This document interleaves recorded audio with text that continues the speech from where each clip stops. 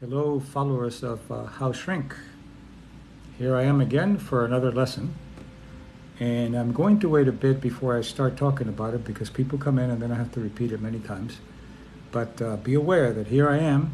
And today I'm going to be talking about ayahuasca and the brain, the neuropsychology of ayahuasca, which is what's called the plant medicine, and it's a hallucinogen that is used in especially it was first used for a ceremony.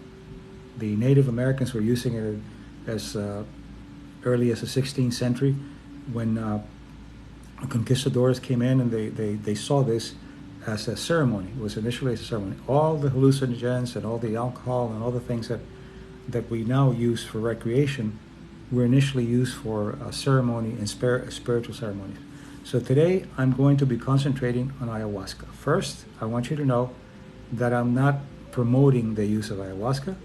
I'm not asking you to do it. I'm just saying I'm going to give you the neuropsychology of ayahuasca, the possible effects that they have found with it, and also the negative effects. So it's illegal in the United States. The leaves itself are not illegal, but the DMT, which is the active hallucinogen, is what's illegal. There are places in South America that do it. There's a place, for example, in Costa Rica, Arrhythmia, that does it with medical supervision and shamans, but you should never do it, no matter where you do it, without professional help from either a shaman who has the experience or a doctor or someone who is a professional, because you don't know what you're putting into your body. You could be putting in too much. You could be putting into your body some impurities and some things that would be very dangerous. So I'm going to be talking about ayahuasca, which is a hallucinogen from a plant that grows in Peru and Ecuador and many other places in the Amazon. So there are different strengths, and people have different effects on it. So then the question is, what is ayahuasca, and how does it affect the brain, and why do people have these effects? And I'm going to give you the latest research. I'm a neuropsychologist. I'm going to talk about the brain and how it affects the brain. So, the topic is ayahuasca and the brain. Ayahuasca is a hallucinogen plant, as I said earlier, found in the Amazon and other areas, and it's illegal in the United States, so you should not use it. And if you use it outside of the country, then make sure that you do it with professionals who know what they're doing. Never do it by yourself. And also, don't do it for recreation. It's not for recreation. It should be used as something to learn about yourself. Sometimes there's some studies that show that it's helpful with professional help for post-traumatic stress disorder, anxiety, depression, but only with a professional. Only with a professional. So remember that. I can never overemphasize that this should be done with a professional and never in a place where it's illegal. Of course, if it's illegal, you can't use it. So I'm not asking you to do it or not do it. I'm going to give you the science behind it so you'll be aware, because a lot of people have asked a lot about ayahuasca. Okay, what is ayahuasca? Ayahuasca is a hallucinogen plant. It's very different from peyote, which is mescaline. It's different from psilocybin, from the mushrooms, and it's different than also from LSD. So what is it?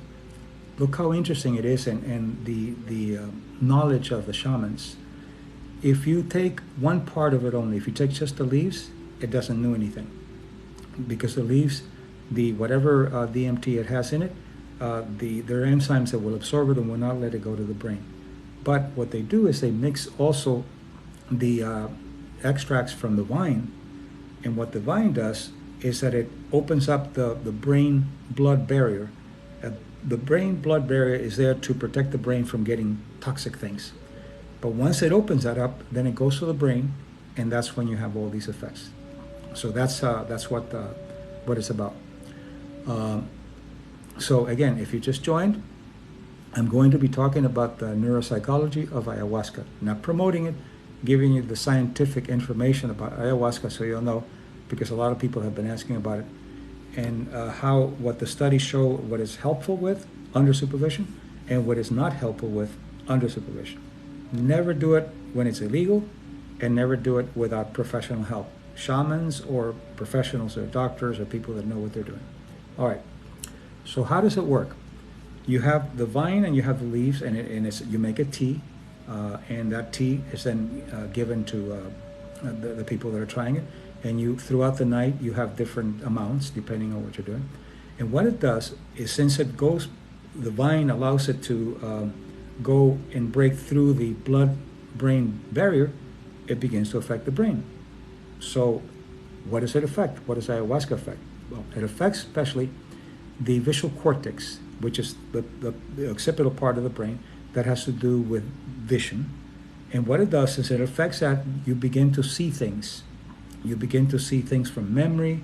And this is why it's dangerous for people who have psychiatric problems, and I'll explain that a little further. But since it affects the visual cortex of the brain, then you begin to have some visual types of hallucinations. You can see it with your eyes closed, or you can see it with your eyes open, but it's not as strong as LSD and other things. It's different. The other part that it affects, and this is very important, it affects a part of the brain that has to do with self-awareness, with selfing, with who you are. And we know that part of the brain affects that because when people have damage to that part of the brain, they don't know who they are. And it's a combination of parts of the brain. It's in the prefrontal lobe, the medial prefrontal lobe, the insula, other parts of the brain that actually give you a sense of this is self. Then what happens is that if it affects that part of the brain, there's an unselfing. There's an expansion of selfhood, and you begin to lose identity with self. If you have psychiatric problems, it can be very dangerous, especially if you have psychotic kinds of problems or difficult problems in that you've had traumatic things in your life that you haven't been able to work through. So that's why I say it always has to be done with professionals. So when you own self, and when you go through that process of losing between you and the world, what people report later is that sometimes they say, I feel one with the world, there's a oneness, there's no separation, and part of that is because it's affecting the insulin, it's affecting the prefrontal lobe and all these areas. So in that case, some people experience an expansion of selfhood, an expansion. Sometimes they feel a lot of compassion coming back. Sometimes they feel they get rid of the fear of death in some cases. But what happens is that, and I do some workshops in places that it's legal, for example, in arrhythmia in Costa Rica. I've done some workshops there explaining how to deal with it and how to navigate it. What if your professional never calls you back? I have no idea what that means. But anyway, if you have serious questions, I'll try to answer them for you. If you're going to be playing games, then you'll be muted or blocked, because this is serious stuff, and people are here to try to learn about how things work. And in this case, it's about ayahuasca. All right. So what I teach in these workshops in Costa Rica and other places where it's legal, with professionals, they have doctors, nurses, and they have also shamans.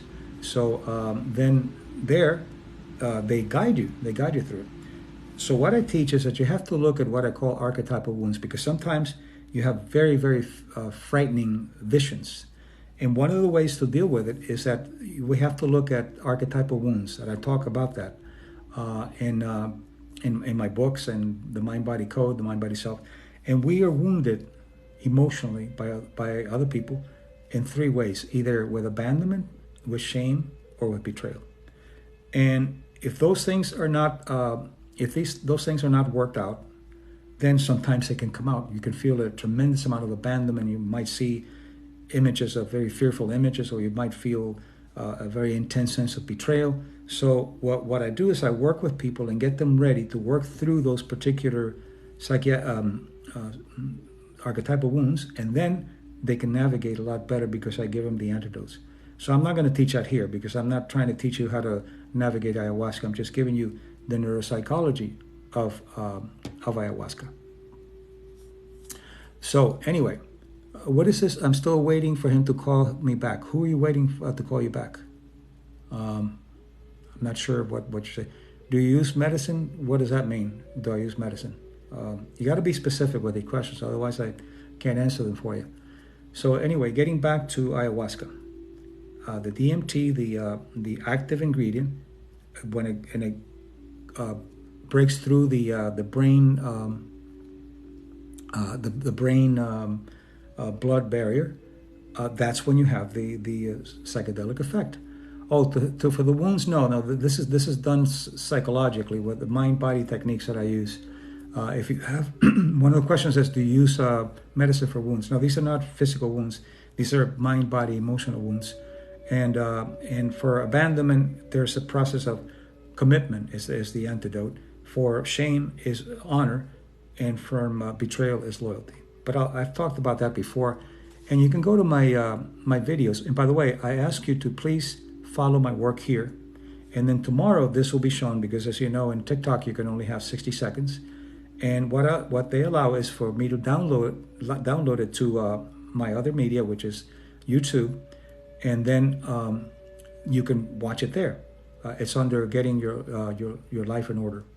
You can watch it there, but go and follow my work at YouTube. I have over 500,000 people that have been there already. So a lot of it, there are 155 videos I checked recently, and it's really, really good information. It's free. But I do ask you to follow, because the following is what allows me to expand the audience and reach more people. Let's see. My psychiatrist doesn't want to call me back. What to do? I don't think he likes me anymore. Well, I don't know what to tell you, because I don't know what your situation is, what you've done to your psychiatrist. But if your psychiatrist doesn't call you back, then find another doctor. I don't know. I can't tell you those things, because then I would be going beyond the ethics of my profession.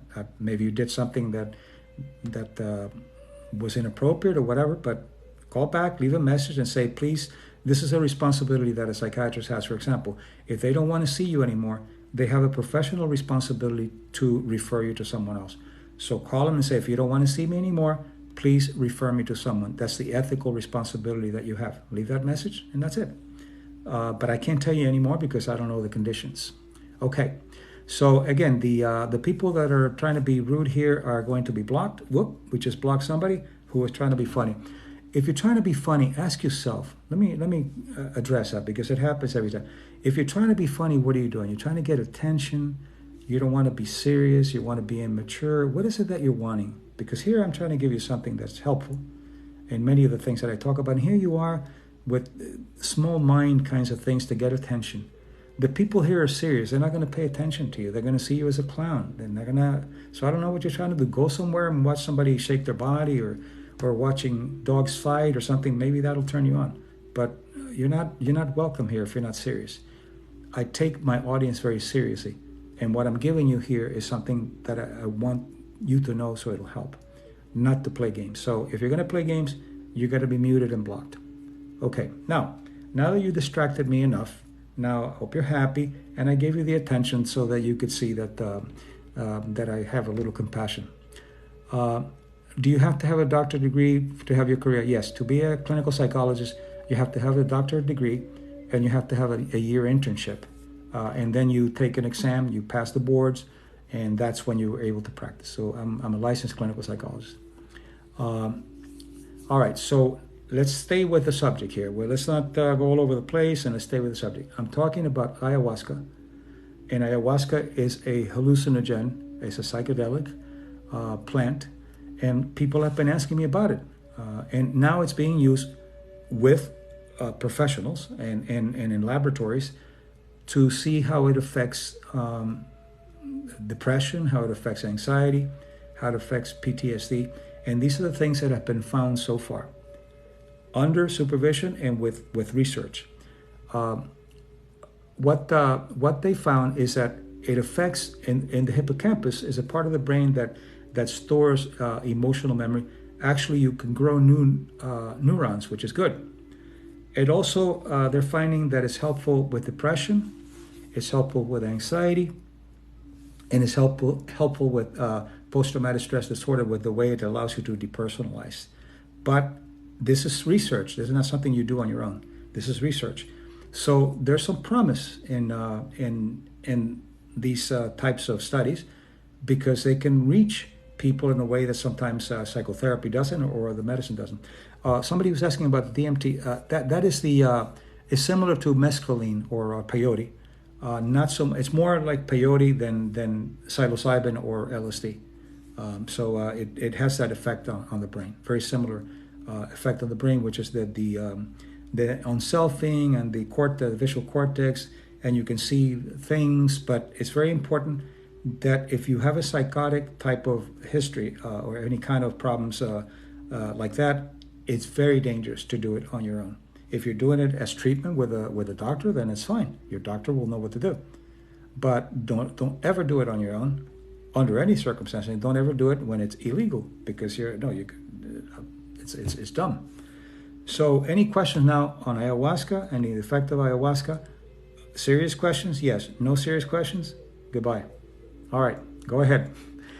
Yesterday I had over 1,000 people, had several thousand people every time that I go on here. So a lot of people are wanting to know some of the things that I talk about. I did a 60-second video today on forgiveness, which is very important. Similar to what? What are you talking about?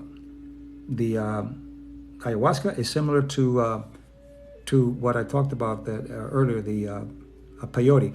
Peyote comes from a cactus. No, there are no artificial equivalents, but be aware that just because something is natural doesn't mean that it's good or bad. So be aware that the DMT is in the plant, and it has to be a combination of the plant, the leaves, and the vine. The vine is the one that opens up the brain-blood barrier, so it'll go to the brain and have this hallucinogen effect. Well, why doesn't the U.S. use these kinds of techniques? Well, they're being used now, but in scientific studies. It's being studied at universities and at some of the research centers. It's just that it's not legal because of the potential abuse that it has. It has a potential abuse, like any drug has a potential abuse. So they have to be illegal. But there are people that are doing research, and there are people that they need volunteers for the experiments. So you can check that out, and you may want to participate. But they will screen out people that are not going to have a good experience, a bad trip. Anyway, it's not legal for many reasons. It's not legal for the potential abuse, but it's also not legal because there's not enough research to really know what it's all about. We're beginning to find some good things about it, but it's still a little premature. What is the name of my book? I have 2 books. I have 2 bestsellers, The Mind-Body Code and The Mind-Body Self. They have a lot of information that I cover here about depression, relationships, archetypal wounds, mind-body science, many, many more things. You can get them at Amazon, The Mind-Body Code, The Mind-Body Self. But I suggest that if you haven't followed my work here in House Shrink, that you do it right now. Just go and click follow, because that allows me to expand the audience, but also you'll know when I'm going to have a video, and you'll be able to decide if you want it or not. The long videos will be posted the next day on my other social media, which is the YouTube.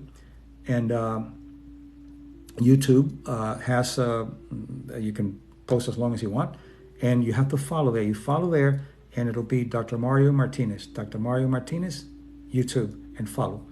What about shamanic rituals of ayahuasca?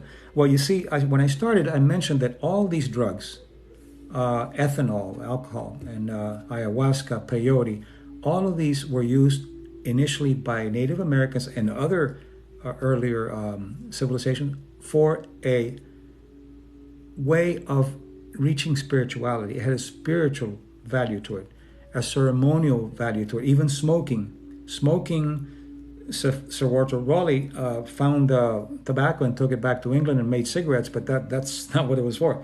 The smoking pipe was for peace and for bonding. It had a ceremony. Ceremonies are never abusing any kind of drugs. The problem is that when you take it out of ceremony, people begin to abuse it because they begin to use it to replace social connection or to deal with their anxiety or the depression. That's when it becomes a problem. But ayahuasca and mescaline were used initially by Native Americans and other natives of South America as a spiritual bonding ceremony, and it was never abused because it was a spiritual thing.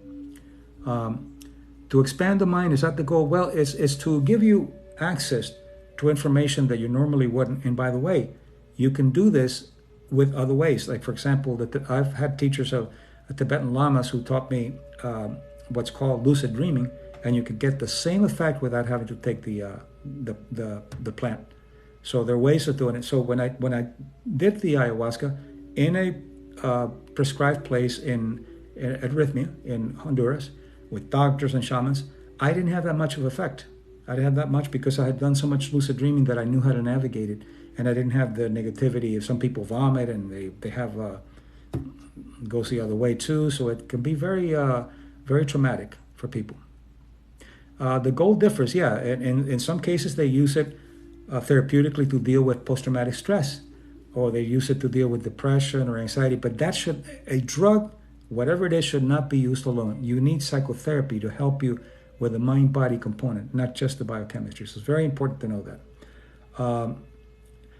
It can change lives. Yes, some people say that what it uses, it expands your consciousness and allows you to see beyond the usual mind. For example, let's say the clowns here. Let me give you a message to the clowns and the people that are being sarcastic here.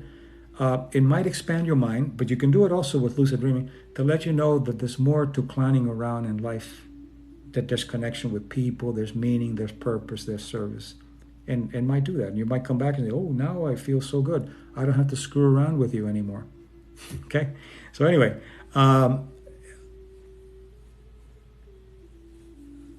what is my take on MDMT? What about it? What do you want to know about it? When you're talking about the effects,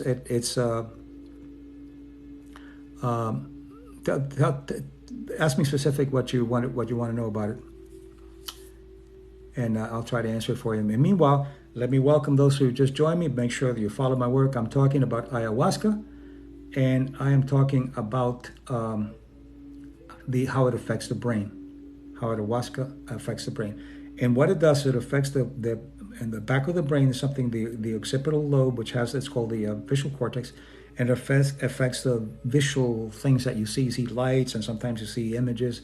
Sometimes you see very scary images.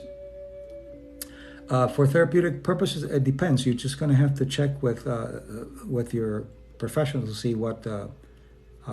how that would affect it. But anyway, let me get back, and then I'll try to answer some more questions. So you have that visual hallucination, but usually they're internal kinds of things. You see things within you, and of course it'll affect it has to do with your history and your culture and many things. People from different cultures see different things. Some people see snakes, they see tigers and different animals and things. But I suggest that what shamans do, and what I do sometimes when I'm working in these legal places, I teach how to navigate based on my knowledge of lucid dreaming. And the shamans, because they have a lot of experience. Let me give you an example. When I was at Rhythmia, this person was having a panic attack, and immediately the doctor and the shaman came over, and the doctor looked at her and he said to the shaman, "Go ahead." The shaman put his hands on the person's head and said some things, some rhythmical things, and the person came right back and came out of it. But you see, you had professionals who have a lot of experience. If it happens on your own, good luck. It can have all kinds of negative effects, depersonalizing and all kinds of things. So never do that without professional help. Okay, those who just joined me, how shrink. The topic for today, ayahuasca, a plant medicine. It's called a plant medicine. It's a hallucinogen, and I'm talking about it for people that use it in places that are legal. It's not legal in the United States, but there's research going on in the United States, a lot of research actually, that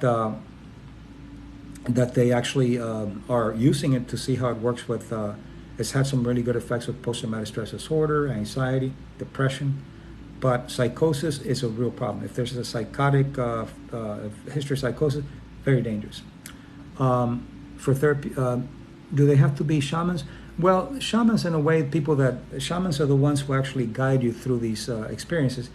Anybody that has experience, especially if you have a profession like a doctor, a psychologist, or someone in healthcare, or someone who has a lot of experience in doing it, they're usually shamans. You don't have to be a shaman. but you have to know what you're doing and you have to have a lot of experience. So don't forget to follow the work. Follow House Shrink. And when you go tomorrow to watch this video and 155 more, make sure that you follow my channel in YouTube, which is Dr. Mario Martinez. Those of you who are interested in the books, I have 2 books, The Mind-Body Code and The Mind-Body Self. They're both bestsellers, and they explain many of the things that I talk about here. And each of the chapters has some practical applications that you can learn some techniques. And for example, one on forgiveness, I have a whole chapter on that. And today I did a 60-second that you'll be able to see on TikTok about a quick way to deal with forgiveness. Do ayahuasca and psilocybin have the same effect on the patient? No. No, psilocybin is more dangerous because you can have hallucinations, strong hallucinations, and the effect is a lot longer than ayahuasca. So psilocybin is something, it's from the mushrooms, extracts from the mushrooms, and it's made in the lab. And it has a more powerful effect. It also has that depersonalizing and that expansion of self-awareness and that kind of thing. But the hallucinations are sometimes more powerful, so you have to be really careful. Again, always with a professional, never on your own, and never when it's not legal. The spelling, yeah, that's all right. I understood it. It's Ayahuasca, ayahuasca. And ayahuasca means the sacred vine. I think it's in Quechua or one of the languages of the Amazons, but it means sacred vine. Okay, so any other questions about hallucinogens, the brain, and these things that I've been talking about? If you just join me, the topic for today is ayahuasca and the brain, how it affects the brain, and why do we know? Because before we didn't know what was this was happening, but now we have functional MRIs, which is a scanning of the brain in real time. You could actually see what's going on when the person is doing something. So when you have these experiences, you see what the brain is doing. How was your experience? My experience was very nonchalant. There wasn't a lot of. I saw some lights and I heard myself saying, "Now you're a student. You're not the doctor now," which is pretty good. But other than that, that was it. A lot of people have, and the reason is that I've done a lot of work with lucid dreaming, which is no drugs or anything. Just by learning how to do lucid dreaming, you learn very simple kinds of things. No spider gods. No, sometimes people see all kinds of things, but no, I have no hallucinations or anything, no voices or anything. It's just, and I took 2 doses of it for the whole night, and some people were vomiting and excreting and all that kind of thing, and other people not. So anyway, that's what happened. But I did it in a place that was legal and had doctors and shamans and nurses. So that's the difference. What age do you suggest would be best? Well, I would not do it if you're under 21. And if you're going to do it earlier, I would suggest strongly that you do it with your parents and with your parents' permission if you're a minor. If you are a minor and you try to do it on your own, it's very dangerous. And it's not, they wouldn't let you do it in places that are responsible, wouldn't let you do it without permission from your parents. What exactly does it treat? Well, the research is showing, and there's more research needed, that ayahuasca is helping, since it has that expansion of self-awareness and a kind of a deconstructing of brain structure.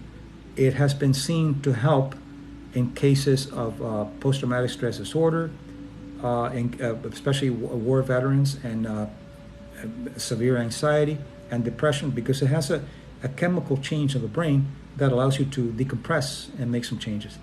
But it has to be done. Again, it has to be done with professionals, and it has to be done when it's legal.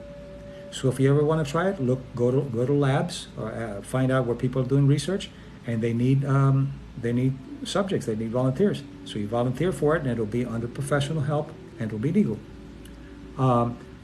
Was planning on going down to South America, perhaps after college. Thank you for your advice. Yeah, I think if you go to South America, make sure that you have people who know what they're doing. There's shamans who know exactly what they're doing. They know how to bring you out of the trip and everything. But many places now are bringing in also Western professionals to help with the shamans, to work together. Is there any negative side effects? some of this, well, for example, if you're hypertensive, it's recommended that you don't do it if you have high blood pressure, or if you have any heart problems or anything. Of course not, because it accentuates. The other thing that it does, right now we're on beta waves, which is an alert connection with each other, paying attention. Alpha waves gives you a little bit more relaxed. That's when you're beginning to relax and you're going into meditation. Theta waves are very, very deep. It's dreamlike. So it's a dreamlike state, and that's what ayahuasca does. It gets you into a theta wave that allows you to open up a world, and that's why the lucid dreaming that the Tibetans teach is very similar, because you also go into theta waves with lucid dreaming. So you don't have to take the plant medicine. You can learn lucid dreaming. So yeah, there's some negative effects, and this is why it has to be done with professionals. Psychotics, people with psychotic history or history of psychosis should not do it, because it can create all kinds of hallucinations and problems and decompress the person, and when the effect is over, they still have some side effects. So this is why I cannot say it enough that it has to be done with professionals and in a place where it's legal. But I'm giving you the information of what it does with the brain as a neuropsychologist.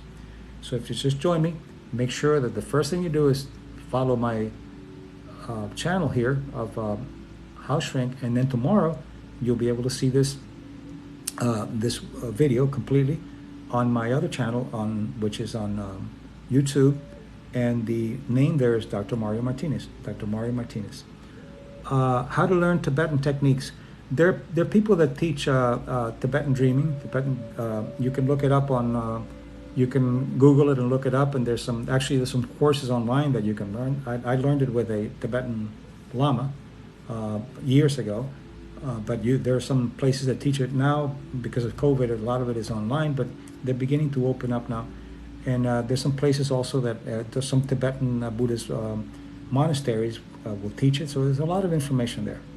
I think that I would suggest that lucid dreaming is better, because you don't have any side effects. You're not going to have any brain chemistry changes. It's your own brain chemistry creating these things.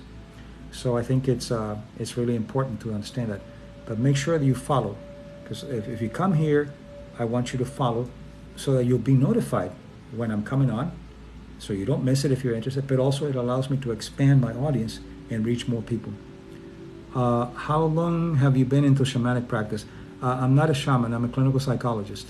I say that there's shamans that work with psychologists and psychiatrists and other doctors, but I'm not a shaman.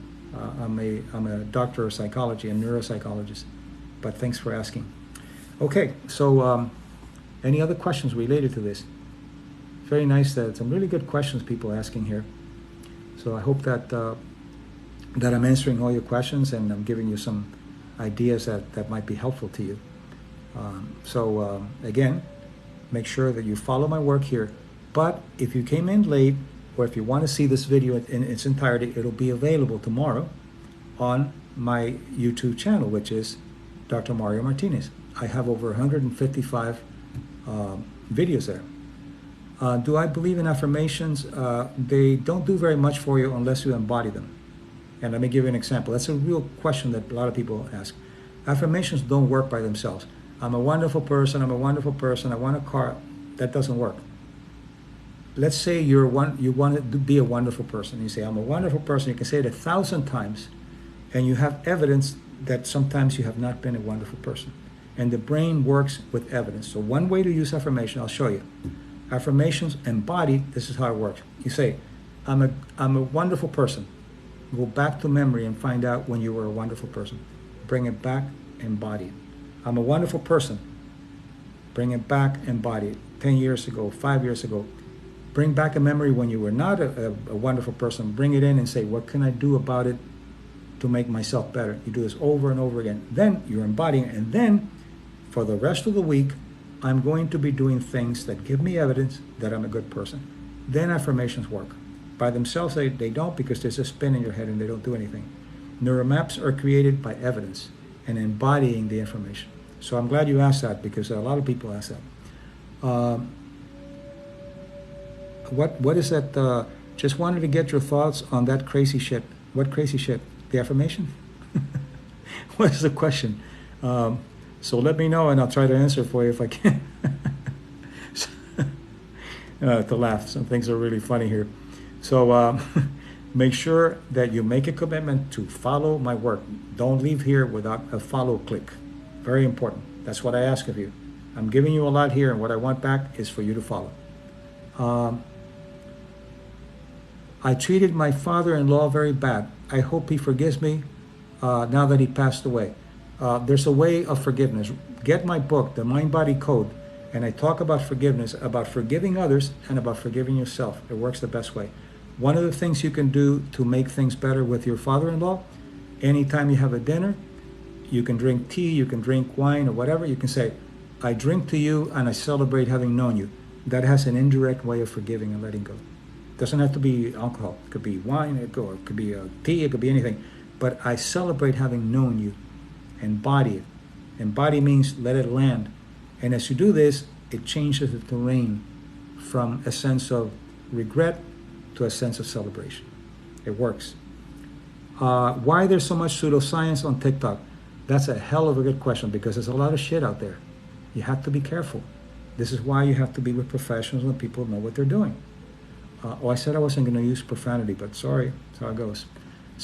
No profanity and a little bit of psychological nudity, which is having a backbone to be a scientist and call it as it is. There's a lot of pseudoscience here because people don't know what they're doing. Some of them are really, well-intended. They're really good people. And they tell you the universe has your back, and the universe doesn't give a crap about you, because the universe is an expanding body that has been expanding for almost 12 billion years incessantly, and it doesn't expand all over the place. It expands like a funnel. But the universe is not going to say, wait, let me stop here. This person wants a new Ford. Okay, let's get him in. Or this person wants a relationship. It doesn't work that way. But you know what works with the universe thing? The people that are writing books are making a hell of a lot of money about the universe has your back. All of that is crap. Nothing is pseudoscience. It's junk science.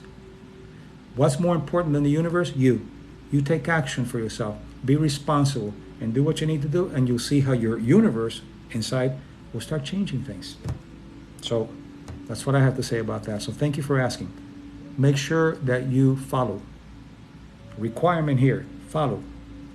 I'm giving you a lot of information, and all I ask you is to follow. Why? One, because you'll know when I'm on, and two, because it expands my audience. I can reach more people, and I can help more people in a sense. I'm not doing psychotherapy here. You can't do that. It would be unethical. What I'm doing is education, educational information, tools for life. Thank you for your wise words. You're welcome. I appreciate that. It's very nice of you to say that. So, but you're right. There's a lot of pseudoscience. So be aware. Be a consumer. When you see some junk like that, just let it go. Don't criticize. Just let it go. Go somewhere else. So this is in one of the videos that I did is about beauty as a responsibility. There are a lot of beautiful young girls there shaking their butts and some of them with a lot of profanity. That's not a good use of beauty. Beauty is a responsibility. Imagine beauty attracts, right? Imagine if you attract people, you're beautiful, you attract people, and you have something to say that has meaning.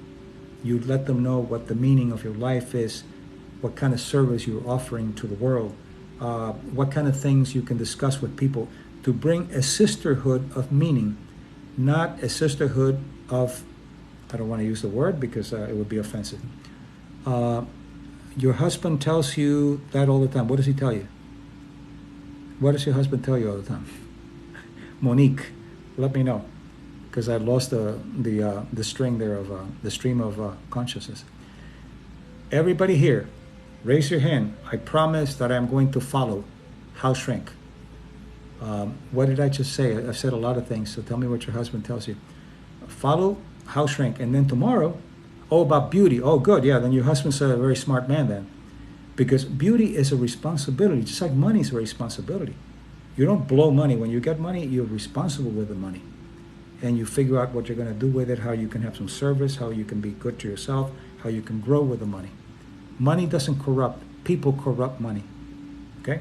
So, going on, if you just joined me, this is House Shrink.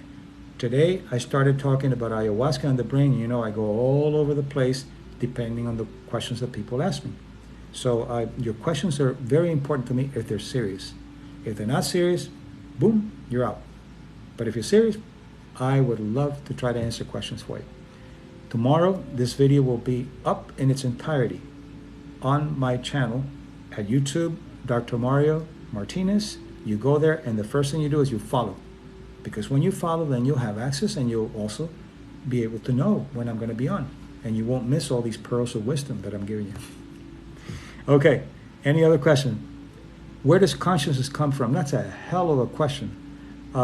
Philosophers from way back have been trying to understand it. Let me tell you what I think of consciousness. Consciousness doesn't come from any part of the brain. And let me give you a little experiment that was done many, many years ago. When they can do this, when they could do it before, they can't do it anymore. They were doing open cranial work, which they take a part of the cranius out, and they probe, because what they were trying to do was to see people that have these terrible, terrible epileptic, grand mal epilepsy.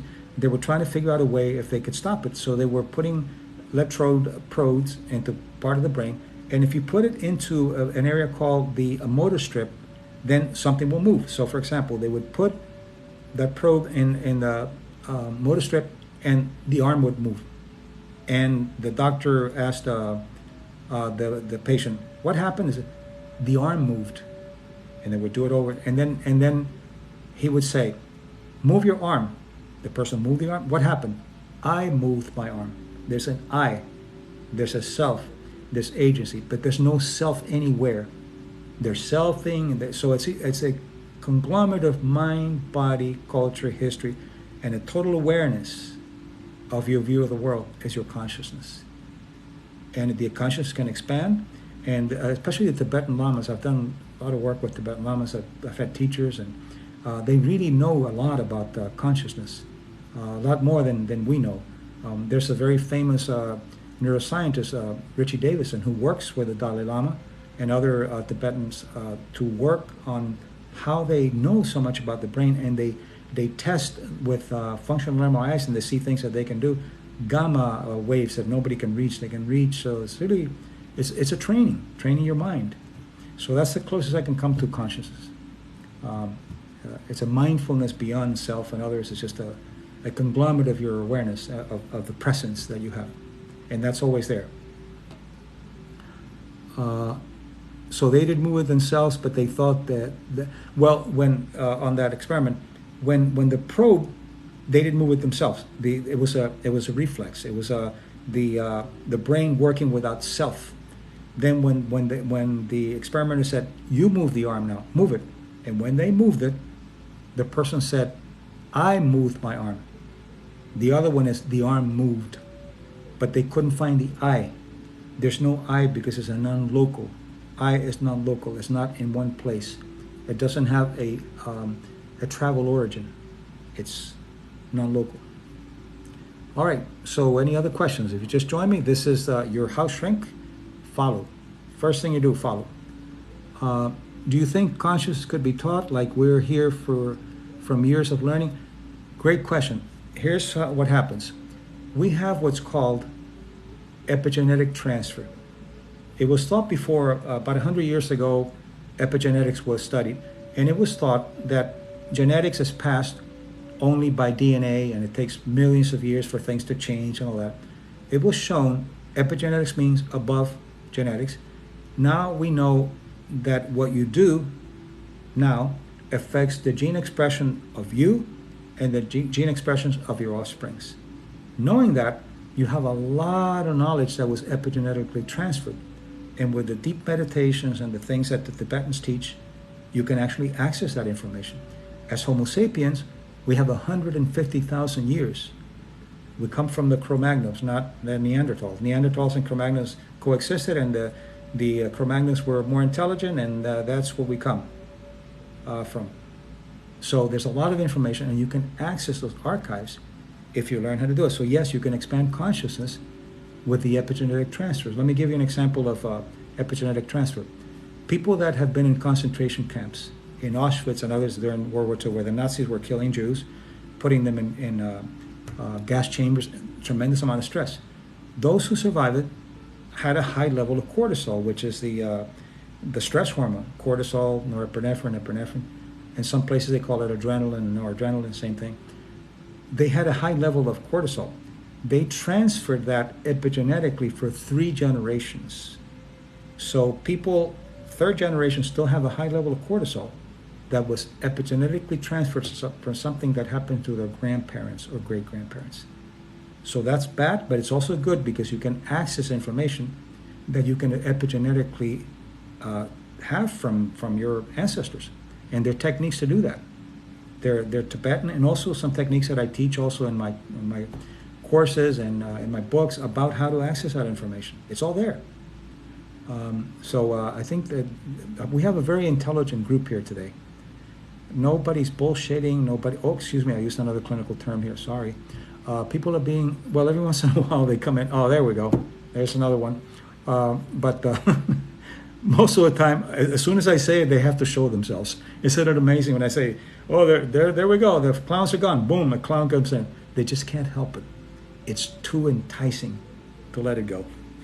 All right. So clowns, if you want to grow up, come back and ask decent questions, and I'll answer them for you. All right. If you just join me, House Shrink, follow my work immediately now. Follow it so you can know when I'm doing these things, but also to actually, for me to expand on my audience. To clarify, people didn't survive the gas chambers. No, I'm talking about the people that survived the gas chambers. Of course, that they didn't. You're not passing anything. But the people some people survived the Auschwitz after the liberation, the American liberation. They actually, some people came out. They didn't have enough time to be gassed, so they got out, but they were living in a place with a tremendous amount of. What about gene capping? Oh, Samantha's asking some really powerful questions here on epigenetic markers. All right, let me explain that. Gene capping, what happens is that in epigenetics, what happens is that one experience can cause in the gene something that's called methylation. And what methyl does is that it caps sometimes a gene expression of an illness or a gene expression of a protection against an illness. So it can cap it or uncap it based on the experiences. So methylation is one of the ways that epigenetic transfer can be changed. The good news is that this epigenetic transfer is only a potential. It can be changed. I worked with a kid, I mentioned it a few times before, who was 17, and his either grandparents or great-grandparents had been at Auschwitz, and they survived Auschwitz. And he was being treated for a high level of cortisol, high anxiety. But they weren't doing the epigenetic kinds of things. They were just treating him with medication, all that, and that wasn't going to go anywhere. So the moment I told him what this was about, he was fascinated, and we started working, and we started doing techniques. He was able to bring down the cortisol level to normal. So you can change the epigenetic markers. That's the good news, because genes are very pliable, like the brain is. Anyway, more questions? But before you ask any questions, make sure that you do the follow. Click the follow. That's very important. If you do that, then I'll answer your questions. Then tomorrow, when you want to see this whole video, you go to my YouTube channel, Dr. Mario Martinez. First, before you go in, follow, and you'll be able to watch this video and about another 155 more. All free, all available. If you want to go deeper into it, then I have my books, The Mind-Body Code and The Mind-Body Self, and also you can go to my website so you can see a lot of free stuff there also, but I do workshops, not free, and I have articles and things, some art, many things that I do, and that is biocognitive.com. Or you can go Dr. Mario Martinez Biocognitive, Google it, and it'll give you the link, but it's biocognitive.com. Okay. Someone just Kipna woman. I think I'm not pronouncing it right. You just followed. Very good. Thank you. I appreciate it. Follow right now. If you join, the first thing you do is follow, because that way you'll have access to the information, but you'll know when I'm on, and then you have a choice to follow it or not, to listen to what I'm saying. The 60 seconds are there on TikTok, but TikTok allows you to download and then go to another media. And in my case, I go to YouTube, and I have all the videos there that are longer than 60 seconds, and you can watch them, over 155. So it's very important. See, for example, because I have enough followers now, I'm allowed to do streaming If you don't, then you're only allowed to do 60 seconds. So see what happens when you join and when you participate. It helps me reach more people.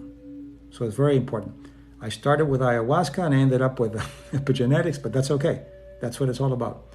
Any other questions about ayahuasca or the things that were brought up here? And I'll try to answer them for you. The YouTube channel is Dr. Mario Martinez. Dr. Mario Martinez. That's it. You go there, and I have about 525,000 views already because people are getting really good information for free. So fractals and psychedelics. All right. Okay, let me see if I can answer that. The psychedelics will show fractal geometry in some cases. Euclidean geometry is circles and squares and that kind of thing. Complexity theory works on fractals, and fractals are pieces of information. Like, for example, a fractal of a repetition pattern, and it's a different geometry. It's a fractal geometry. And in hallucinations, since there's some deconstructing of selfhood and deconstructing of actual figures, you can see fractals. You can see some fractal geometry and lights and all that. So that happens sometimes. So anyway, that's a omelet. That's a very profound question. I'm glad. There are a lot of smart people here. A lot of smart people here with the questions that. So I want smart people, not smart asses. There's a difference. There's a psychological difference. The smart people are smarter. Okay. Can you explain the higher power that is always popping up in different experiences? Well, that depends. Higher power depends if you believe in intelligent design, and if you believe that there's a higher power, you'll have experiences like that. If you don't, you may not. It just depends on what you consider. My belief is that there is intelligent design. We're not just here for the hell of it.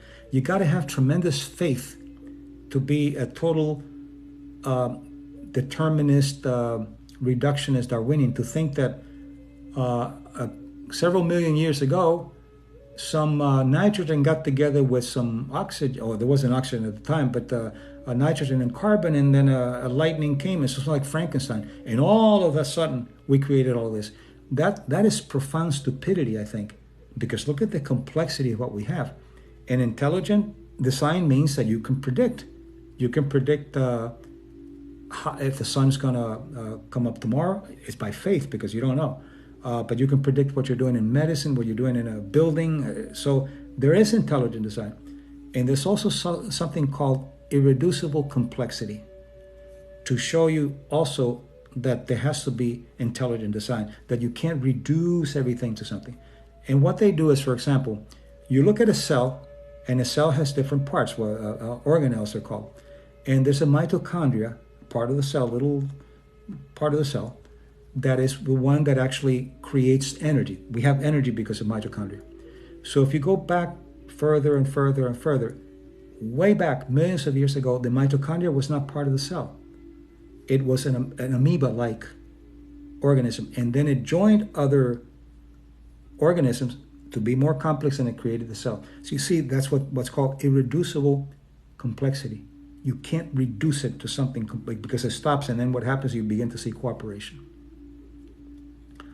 What is your opinion of research and clinical trials with psychedelics? I think it's very good. Actually, they're doing some responsible work, and they're looking at how ayahuasca, mescaline, psilocybin, and LSD are affecting brain.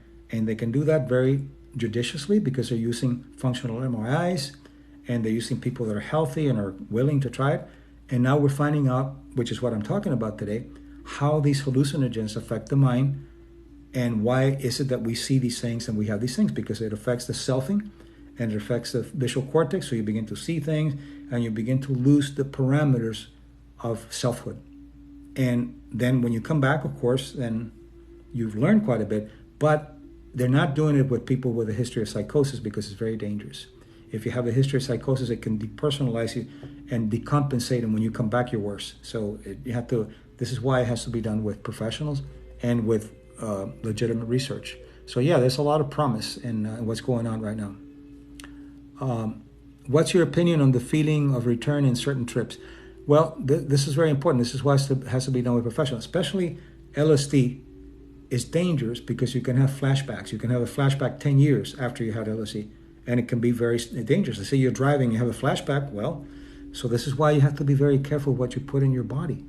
You got to know what you're doing with your body, and the dosage, and this has to be with professionals, not by yourself. I have the realization disorder and depression and anxiety. Should I do mushrooms? No, I don't think so. I think what you should do, there's some techniques. The realization, by the way, let me put it this way. The realization is pathological in some cultures. In other cultures, is a way of learning deep levels of meditation. But again, you just don't want to say, okay, that's nothing. You got to have professionals working with you.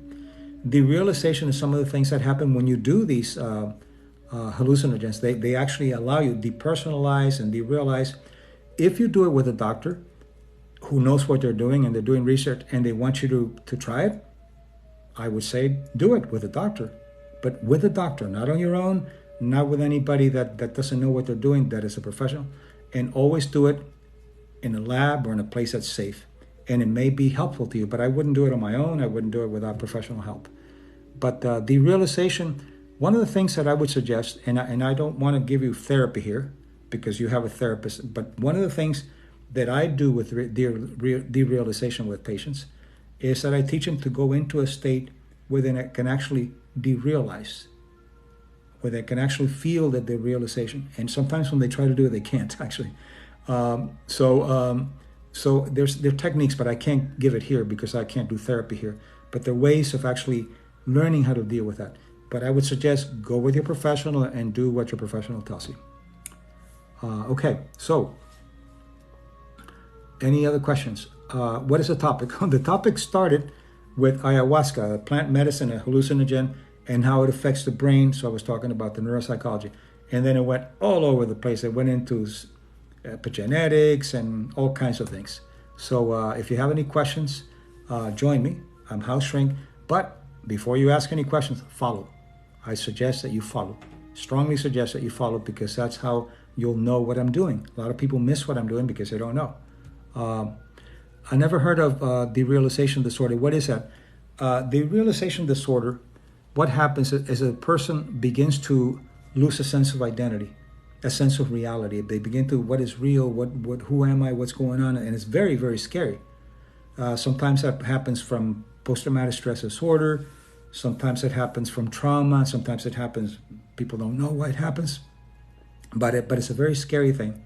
And there's treatment for it. There's also shamans work with it, but again, you have to work with your professional. I do some work with it too, with my Tibetan lamas, what they taught me, but I'm a clinical psychologist and I work with patients, but I can't do therapy here. But I would say always ask your professional. That's what I leave it at. Ask your professional. But it's a very scary thing because you begin to lose identity with self, and it's a very scary thing. So is it a type of psychosis? No, it's not a psychosis. It's depersonalization is a different kind of a psychosis. You have to have you have to have some hallucination and some delusions. For example, usually the visual hallucinations are not as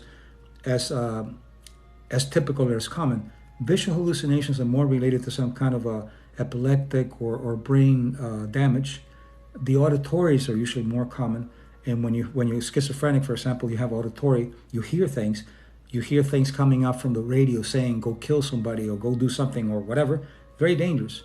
But depersonalization is not a psychosis. It's a different kind of process. What all do you know about the effect of mental, emotional health on physical health? Boy, that's a hell of a long question. Can you narrow it down a little bit so see if I can... are DMT And trips real? What do you mean by that? Well, you're going to have, because of the DMT is the active ingredient in ayahuasca.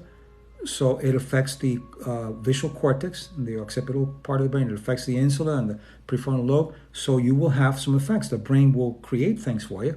The brain will create colors and some things that you will see. You will depersonalize some. So it has an effect because it's affecting the brain chemistry.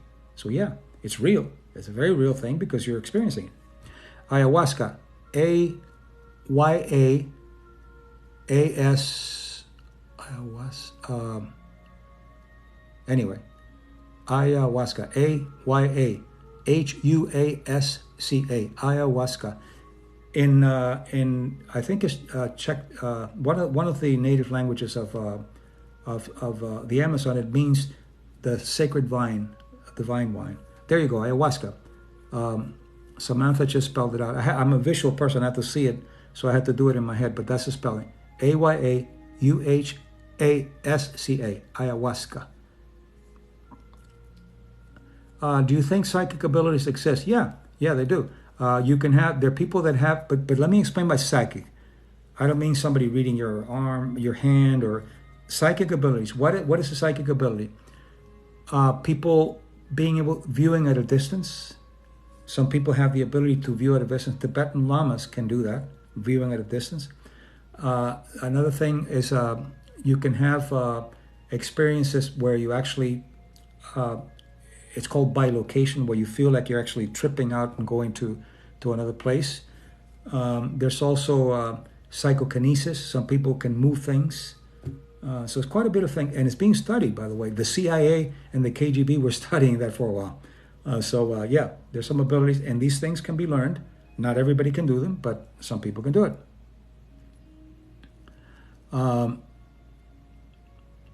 Somebody said, "Oh wow, great, thank you. I'm glad you're enjoying it." Okay, Mary Jane, just follow. Thank you, Mary Jane. Make sure that all of you who are here go and follow. Have you ever witnessed psychokinesis? No, but I'll tell you a story that's mind-boggling. I do investigations for the Vatican and the Catholic Church on stigmata. Stigmata is something that is very rare. There have only been about 350 since St. Francis of the 13th century, where people they actually have wounds like Christ. They come out. Sometimes in the palm of the hand, sometimes in the wrist, just like Christ. And these things happen in a very interesting way. And in my experience and my work in immunology, psychoneuroimmunology, it's fascinating to me because these people, when it's legitimate, they don't get infected. They don't heal sometimes, and people around them who are Catholics or who believe begin to have spontaneous remissions. I investigated one in Mexico City. This woman had all the wounds, and people around her were being cured of one child of leukemia and a man of prostate cancer. And I followed with the doctor. 6 months later, there was no effect. I asked the doctor, "What do you know about this?" And the doctor said, "That to me is divine. We don't know how to deal with that in medical school." And what I think is happening is that I'm an expert in stigmata. Every time there's stigmata, they call me all over the world to do it. Is that I think that the belief of a person is not divine intervention. By the way, the Vatican's position in this is not divine intervention. It's personal communication with self and divine or whatever. And I think that a person can actually create that. They can create that. We have that ability to do that. It's very, very rare. And some people do it by self-mutilation. So my job is to see if it's self-mutilation or if it's some kind of a psychological disorder. And the woman in Mexico City was not self-mutilation. It wasn't any kind of psychological disorder. And how do you know if they're self-inflicted? There are many things that you can do. There's some lab work that you can do to see if the wound, for example, this woman had a wound which is very unusual for stigmata, is a perfect cross on her forehead. If you try to cut yourself and create a cross, when it joins, there's a disruption of the tissue, number one. And number two, you can look at it and see if it's the depth of it. There's some lab work that you can do, can tell you if it's an actual self-inflicted or something that coming from the inside. And the woman's husband saw it happening. He saw little lines forming, and the doctor saw it happening, little lines forming. So now let me go back to psychokinesis. I talked to one of the priests there who had done exorcisms, which is exorcising demons. I think that it's just your own process. But anyway, so he was working with this woman who supposedly needed to be exorcised. And he said that all of a sudden he saw things flying around, and a piece of glass fell, or just went very quickly, and it made an incision in his fist, not deep, but it cut. He said it was an incredible thing. And finally, there's some techniques that they use, the Catholic Church, for thousands of years, and they brought the person out. I don't think there's any demon. That's as a scientist, I think it's a person's own process. But when you go into those states, you can do things that normally you can't. Psychokinesis, people can move things, so who knows? But that's a case that I'd never seen it, but he told me that and I believed him. He was an old priest, and he was a very honorable person. So there are ways of knowing if it's self-inflicted or not. And there are a few astigmatic, for example. But look how interesting it is how the culture affects it. The old stigmatics had it here. They had it in the palm of the hand, because in the medieval paintings you see Christ with the wounds on the palm. But now we know from research, when they found and they found skeletons in different parts of the world, the Romans crucified. They had crucifying squads. They didn't crucify. They didn't put the nail in the palm of the hand. They put it here, and they call it the desktop area. And what they do, they were so masochistic that they put it exactly to miss a major artery, so you don't bleed to death, but to hit a specific nerve, so that the pain is excruciating. So the old stigmatics had it here. The modern stigmatics, the one that I saw in Mexico, already knew this, and they already knew that science had found, and she had it here in the wrist. So your biology follows your biosymbols. Exorcism gives you superpowers. In some cases, when people feel that they have a demon, they have some parapsychological kinds of effects that happen. And I think it's probably because we have access to those things. And when you have excessive consciousness of something, if negative or positive, some things can happen that we don't understand very well. So is stigmata the devil or demonic possession? No, it's very important you understand that. And I know the film Stigmata was just, Hollywoodizing it, but no. It's not demons. It's a person actually who's devoted, a Catholic, devoted, and they ask for that. And they want it because they want the suffering of Christ. And it's a medieval model of suffering. So what I taught this woman was that you can be one with Christ, but with the love of Christ, not with the pain of Christ. And she was able to get rid of it. But look how interesting what happened. She got rid of the stigmata, and then there were no more spontaneous healings because people no longer believed. So there's a model of suffering. And the model of suffering is what allows people then. And what I'm suggesting, and her stigmata came back, and I asked her, she said, well, what you taught me, it's only the pain is 80% gone, so I want to keep it so I can continue to help people. How did the woman know the ancient Roman stigmata? Because she had seen films about it. She had known that because what happens is if you nail someone, this is bizarre, but if you nail someone here, it can only hold 88 pounds, so it would tear. So the Romans knew that, and they would do it here, so it would hold. So that's how she knew. Have you ever had to perform an exorcism to be present? No, I'm not a priest, so I don't do exorcisms. That has to be because it's a psycho-spiritual belief. So I think whether it exists or not, you have physiological reactions. A priest is a better person than knowing what to do. I have worked with people who had some exorcism done, and I worked the psychological part with a priest, but the exorcism has to be done by a priest, as far as I believe. So anyway, any more questions? See, we went from ayahuasca to stigmata. It's always that way. because we have a very, very intelligent group of people here, and you go all over the place. You're very interested in knowing things, and if I can answer them for you, then I can. I'll try. But don't forget, before you leave or now, just follow. Make sure that you follow, because it's important that you know that when I'm doing these things, but it's also important for me to expand my audience. I'm so glad I happened upon your life. Thank you. I'm so glad you're here. Doggy Reese.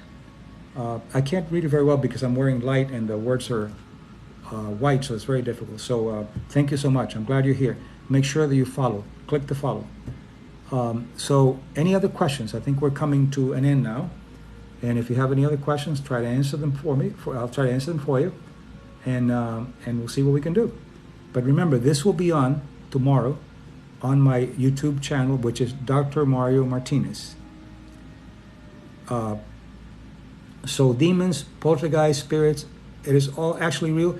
I don't know if they're real. If the person believes they're real and they believe it enough, they have these processes that happen. I don't particularly think that they're demons. I think that we have our own demons, our own beliefs and our own evil within that comes out. But I don't think that they're demons. That's poltergeists. A lot of people believe that they're poltergeists, that these are entities that move things and so forth. It just depends on your beliefs. I don't particularly believe it. Yes, I need a therapist, not a tarot reader. Absolutely. Tarot reader is nice. I don't want to knock it, but it's not biology or psychology. So if you have a problem, I would say go to a professional. If you want to play around and you want to play with possibility, then go to tarot. And I don't want to knock it, but it's not the kind of science that I'm talking about, or the kind of science that I was trained to work with. Okay, any more questions? If you just joined me, House Shrink, follow. This will be on tomorrow on YouTube, and I want to finish up with letting you know I have 2 books. Those of you who have asked about it, one of it is the Mind Body Code. The other one is Mind Body Self. They're both bestsellers on Amazon, and also you can go to my website biocognitive.com. Dr. Mario Martinez Biocognitive. You can Google it and you go there. And also, especially, you can go to my YouTube channel. I have over 155 videos that you can watch for free, but make sure that you follow. I read Tarot myself. I'm just excited you're in this live. Thank you. Yeah, and I'm not knocking it. I'm saying that's not something that I know much about. I'm a scientist, and that is not the science that I was trained to work with. So I'm being respectful for other people's beliefs, but that's not mine. Okay, so make sure that you follow. I can't overemphasize the importance of following, not just liking, following, because that's how I can get to you. What is a habit or behavior you would recommend to push past unhealthy or self-destructive patterns? Well, you don't need habits. What you need is information. Everybody has had stupid things, bad things, indiscretions, and things that you're ashamed of. We've all done it. I've done it. You've done it. So rather than punishing yourself, beating yourself up, which makes you even more unable to access your goodness, what I suggest is that you sit quietly, and I have it in my books, the Mind Body Code especially is there, but you sit quietly and you bring back the things that you have done. Bring back something that was really bad. Bring it back, experience it, and say, okay, now, what can I learn from this? This was something that could teach me something now in the present. What can I learn from this, and how can I do something about it to be right? What it'll change is what's called the default mode. It'll change your mindset of you're a bad, evil person to a person with redemption, with a person that's growing and learning from their mistakes. Nobody's perfect. Nobody's perfect. You learn, and then you ask yourself, what did I do? And what I did allows me to have the potential to be a better person and a person that knows what it is to hurt other people. So now what I want to do is I want to love other people. But you have to practice it, and I have it in my book, so it's not that easy, but that's the way you start doing it. What is your educational background and training? I'm a clinical neuropsychologist, and my specialty is how cultural beliefs affect the immune, nervous, and endocrine systems, called psychoneuroimmunology. That's my area, and I have several books, and that's what I work with. So the reason that they asked me to do work with stigmata is because of my work with how psychological processes affect the immune system and the nervous system and the endocrine system. So that's I'm a licensed clinical psychologist with a specialty in psychoneuroimmunology and neuropsychology. But thank you for asking. So any other questions? You know that I'm getting ready to leave. You can hook me because you ask another question, and here I am. You're getting to know me pretty well, and that's a good manipulation, by the way, because I don't mind asking good questions here. But make sure that you do follow my work. Go there and don't leave without following, because that's all I need to that I ask you to do. And don't forget to go to YouTube channel tomorrow. It'll be on. This will be on, and many others. And it's Dr. Mario Martinez. Dr. Mario Martinez. You'll see it there. All right. So turn ahead. Just follow the host. Thank you. All of those who have not followed, please do, because that's all I'm asking you to do. And yesterday, the day before, we had over thousands of people join us, so it was very nice. I don't know how many we'll have today, but it looks like a hell of a lot. And if you just joined, I'm about ready to wrap it up. I started explaining what ayahuasca is and how it affects the brain and how it needs to be done with professionals and not in illegal places, and that it's not recommended with people who have a history of psychosis. But there's a lot of research going on now that you can volunteer for the research with professionals, with doctors, and that would be good, because then you'll be able to learn about it in a controlled environment that's legal and protected. So you have to protect yourself. Never put anything in your body just because it's organic. There are a lot of organic poisons. So be careful with your body. It's your temple. Don't screw it up. Be kind to yourself and be very careful. And inform yourself before you put anything in your body. And always do it with professionals. Can't overemphasize that. I would love to get into a clinical trial with psilocybin. Well, psilocybin, yeah, that's a possibility. There's some things that are going on. But I think it would be more productive if you find the ones that are going on with ayahuasca, because it's less intense than psilocybin. You can do whatever you want, but I think ayahuasca, they're doing some work that it's safer, I think. Psilocybin is pretty powerful, just like LSD. And there are some that are being done, and if they're available, go ahead and go for it. That's fine. But I would say the ones with ayahuasca are finding some really good information, and they always need subjects, so or participants, as they call them now. The more politically correct, the participants, not the subjects anymore. Anyway, I'm going to drink a little water here, and I'm ready to go. There aren't any around you research? No, there aren't a lot. I mean, it's just you have to really look, and sometimes you have to travel to these places if you can. But there are some places in South America. There's some spas in South America, like Rhythmia and others, that actually you go there. And we got, I thought they were gone. We got another clown in. So, so anyway, any other questions that I can try to answer for you, let me know.